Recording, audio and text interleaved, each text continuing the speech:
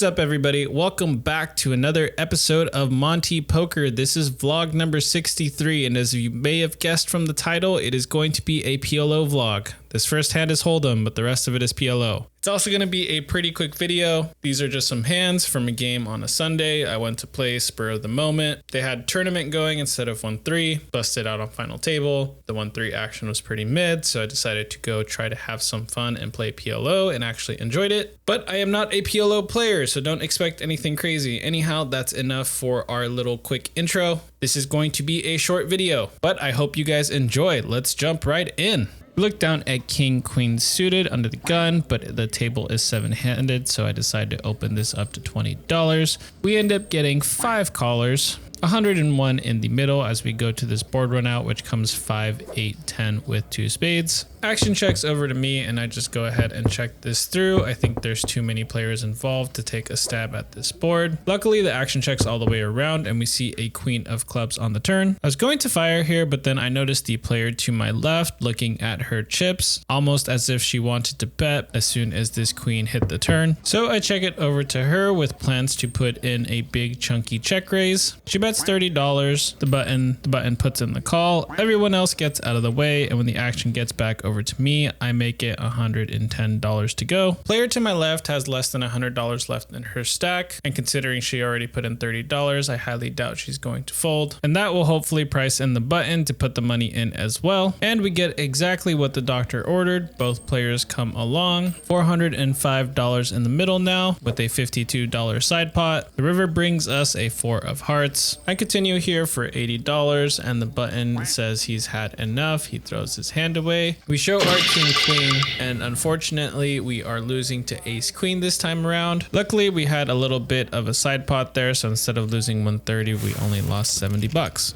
We were in for the 1-3 game for 500, ended up cashing out, it looks like 325, so we lost 175 bucks. Brought what we had left over in chips and then added on for an additional 500 for this PLO game. Also, I wasn't counting the chips that are on the table in the feed. I was actually looking down at my app, so that wasn't me just guesstimating how much we won and lost in the game. We actually just lost 175 on the 1-3. Anyhow, let's see how we do at PLO. So for this next hand, I am on the button and we are playing with a $10 straddle. This is a 1-2 PLO game, but it's 5 minimum to call. But everybody is straddling for $10 on the button, so I partake. We see a raise to $20 and a bunch of limpers. I'm gonna come along here with this hand. Seems good enough to me. We are very connected and we have 2 diamonds. Ace 3 jack on this flop with 2 diamonds. We double check, make sure we still have a flush draw. See a $20 bet with a caller in between, and I am not going to fold for this amount here. We immediately drill the flush on this turn with the 9 of diamonds. We see a $20 bet, and while I do have a flush, this is a 4-card game, so I'm kind of worried that our opponent could have a bigger flush. I know I'd raise and hold them, but not sure if you're supposed to raise here in PLO, so I opt to play it safe and just put in the call for $20, planning to call on any non-board pairing river. We get the 4 of diamonds and our opponent fires here for 30. I put in the call one more time and he shows us to pair with jack 4. Probably could have gotten a little bit more money out of that hand, but like I said, we are new to this and playing it safe. For this next hand, we look down at ace, queen, queen, deuce with 2 diamonds. Seems like a pretty decent hand to me, so I decide to go for my first pre-flop raise of this session, bumping up the price of poker to $60.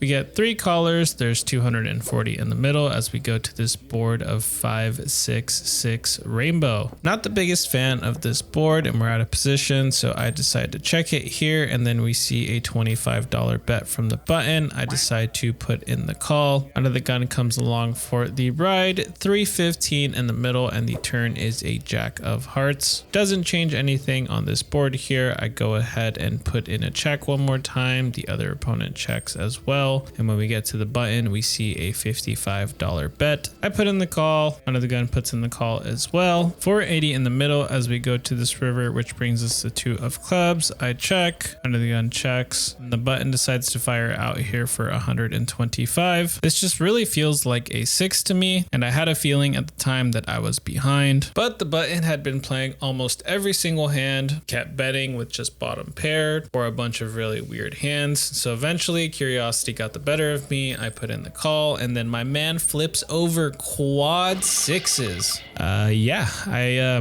think that's gonna be good here. Nice hand, brother. This next one, we looked down at 9 queen jack 3 with a couple hearts. Seems somewhat connected and we're suited. Not really sure what the strength of this hand is, but it was only $10, so we put in the call. Flop comes 5 jack queen with 1 heart. We have top 2 and a backdoor flush draw. You see a bet for $10, so we're gonna put in the call here with top 2. Turn brings us a 4 of hearts. We now have the flush draw along to go with our top 2. See a $15 bet, and I think it might be worth a raise now. We have a fair amount of equity here, so I bump it up to $60. Another player calls it $60. We see an all-in for 30. The original $10 bettor decides to let it go. The river brings a jack of spades, now giving us a full house. We have the second nuts here, only losing 2 pocket queens, which is highly unlikely. I decide to fire here for $125. The other villain in the hand ends up letting it go, and our full house is good. For this next one, our starting hand looks pretty. Not sure what the actual strength of the hand is, but we have ace, jack, queen, 4 with 2 clubs. I decided to call a $15 pre-flop raise. 4 of us going to this board run out, which comes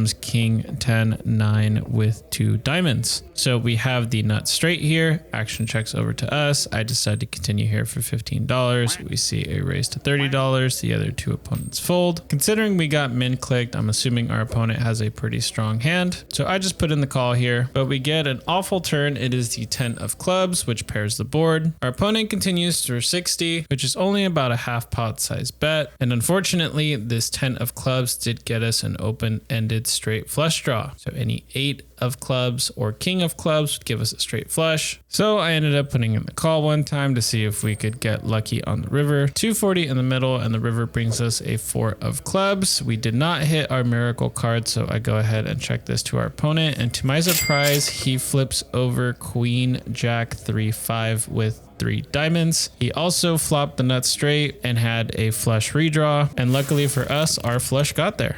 For this next one, we look down at a suited king with a pocket pair with king 5 5 3 with 2 spades. Once again, not quite sure how strong the starting hand is, but it seems pretty good when the board comes out king 5 deuce, so we have middle set here. I go ahead and check. A lot of other people have been putting money in for us, and we've been playing really passive since our first time playing PLO. Unfortunately, it checks around, so when the turn comes in 8 of hearts, I need to start building up this pot. Fire for $25, and we get 2 callers. 3 ways to this river, which comes the king of hearts. We've now been upgraded to a full house. I check here with the plans of check raising any bet I see. One customer takes the bait, bets $50. I bump it up to $150. He quickly puts in the call. We flip over our full house, and our opponent flips over king 5 for the same full house. End up chopping this up. Disregard the plus 217 on the screen, as it is not accurate. Moving on. For this next one, we look down at ace jack 9 9. There's a $15 button straddle. 5 of us put in the call, and then the button decides to raise to 25. I don't think anybody's gonna get away for this amount, so naturally I put in the call. Everybody else puts in the call. 140 in the middle, and we go to this board run out of jack ace 7 rainbow. Action checks to me, and I check it through, hoping that the button is going to continue with his aggression. He does not disappoint and bets $50.